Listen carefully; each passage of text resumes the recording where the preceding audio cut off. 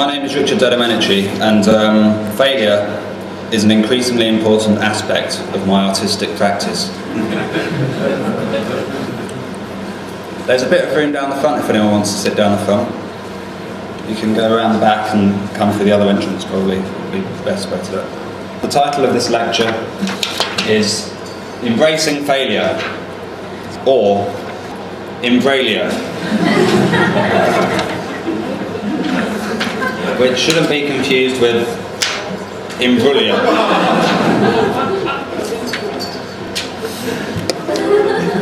Interestingly, some would say that Natalie Imbruglia is a failure. But failure is in the eye of the beholder, because once I saw Natalie Imbruglia being interviewed on the television, and she did this trick with a cup of tea and a Tim Tam biscuit, which is the Antipodean equivalent of a penguin. She bit the ends off, and then she used the Tim Tam as a kind of rudimentary straw, sucking tea through it, so it became saturated with hot water, and then she kind of flipped it over, popped it in her mouth, and she equated it to having an orgasm. It's not. It's not that good, but I'd personally recommend it nevertheless. As far as I'm concerned, this simple action justifies Natalie Imbriglia's entire existence. Anyway, I'm straying from the topic.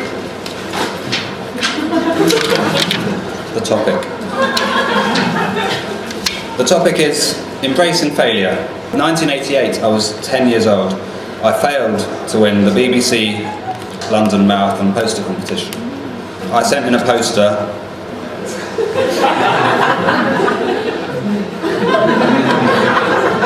My granddad helped me with it. It was very good. Because you got Nelson climbing down the column and wearing his trainers, and it says England expects, because Nelson said, England expects every man to do his duty, on the poop deck of the HMS Victory, shortly before he was shot in the spine.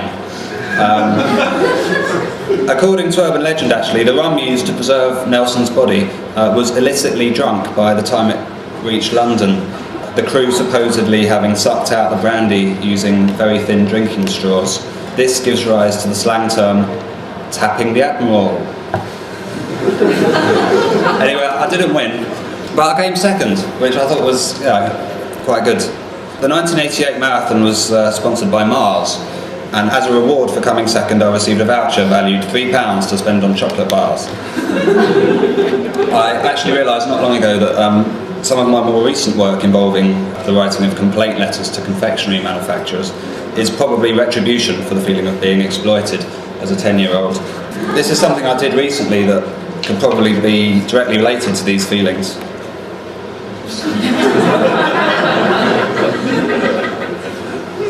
SARS bar. Guaranteed to protect you from the effects of severe acute respiratory syndrome, or your money back.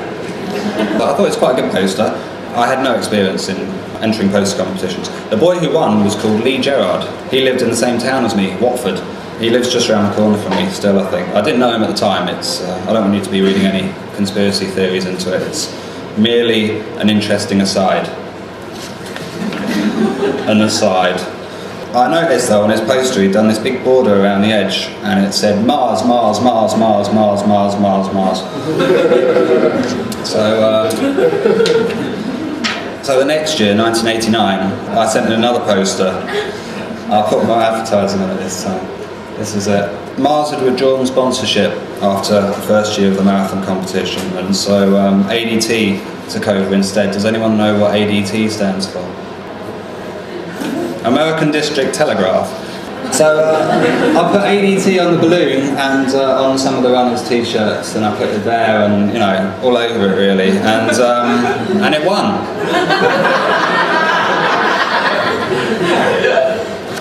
They printed it up and they put it on bus shelters and they sold it for money. I didn't get any of it. It was for charity, they said, but didn't even get a £3 voucher to spend on telegraphs. It was very exciting though. I got a video clip actually. It's a bit quiet. This man's called Michael Whale. As far as I can tell, he doesn't present the television anymore. I think he's on the radio. Along the route will be the winning poster in our 10,000 entry painting competition. And I've been to Watford to meet the winning artist, 11-year-old Richard DeDomenici. The 40th form at Rockford Central Primary School at work in an art lesson guided by the school's deputy head Alan Knight. DeDomenici winning marathon poster was of the race passing by the modern buildings of Scotland.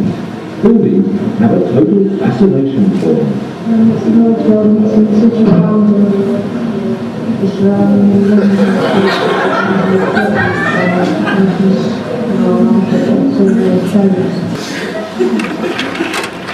So in that respect, I learned that sometimes you should try again.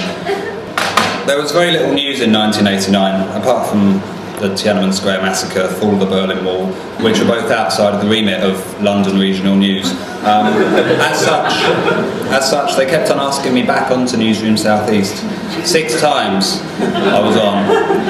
Today Richard goes to the printers.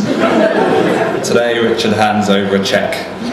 In retrospect, I think that maybe Michael Whale had an inappropriate interest in me.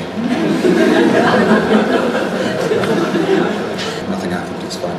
Incidentally, the building that was in the poster is called South Quay Plaza, and in 1996 it was bombed by the IRA, and it has since been demolished. I was quite upset by this, as the building had a lot of emotional resonance for me. So I did this reworked version. I changed it a bit. I blew out some of these west-facing windows. It's in black and white, but if you could see the colour version, there was a lot of blood on the runners. And it helped me to come to terms with what happened. It was cathartic. In 1990, I was too old to enter the poster competition, so they asked me back to judge the entries. It was... Having said all this, sometimes when you fail, don't try again.